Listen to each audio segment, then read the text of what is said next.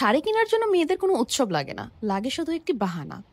এই শুরু করলাম, আমাদের বাসায় একটি বিয়ের কার্ড চলে আসলো অ্যান্ড ওই বিয়ের কার্ড পাওয়ার সাথে সাথেই আমার মায়ের আবদার নতুন শাড়ি লাগবে। যদিও আমার মা অনেক বছর যাবৎ শাড়ি কিনে না, যেহেতু এত বেশি পরাও হয় না। সো আমার মায়ের আবদার পূরণে আমার বাবা আমাকে অর্ডার করলো, মাকে নিয়ে যাও বেনারসি পল্লীতে অ্যান্ড কিনে দাও তার মন পছন্দ মতো একটি শাড়ি।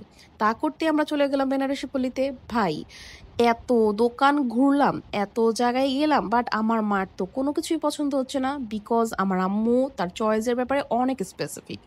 যাই হোক, ফাইনালি এই পরশমণি সব থেকে আম্মুর দুইটা শাড়ি সিলেক্ট করে পছন্দ হয়েছে, মানে এই দুটার মধ্যে যে কোনো একটা নিবে। তারপর থেকে শুরু হলো ভিডিও কল দেওয়া, আমার ভাইকে, আমার বাবাকে, আমার ফ্রেন্ডসদের সবাইকে কল দিয়ে দেখাচ্ছিলাম কোন শাড়িটা সুন্দর। অ্যান্ড যেহেতু বোটে জিতে গিয়েছে যে শাড়িটা, সেটাই আমাদের ফাইনালি নেওয়া হয়েছে। বাট এখানে এই শাড়িটা আমার খুব পছন্দ হয়েছে, তাই আমাকে ওই যে স্টাফরা ছিল শপের, সে বলতেছিল আপু আপনাকে এটা একবার পরিয়ে দেই, আপনি তাহলে বুঝবেন শাড়িটা কত সুন্দর। মানে আমাকে এটা কিনানোর ধান্দা তাদের। বাট আমার মনে মনে ছিল জাস্ট আমি ভিডিও করার জন্য পরবো, পরে টরে ফেরত দিয়ে চলে আসবো।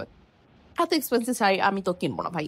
অ্যান্ড তারপরে তো একটু হালকা পাতলা খাওয়া দাওয়া করে চলে আসলাম বাসায়। অ্যান্ড ফাইনালি এই তো রিভিল হলো আমার আম্মুর কেনা সেই শাড়িটা, যেটা আম্মু এত খোঁজাখুঁজির পর পেয়েছে।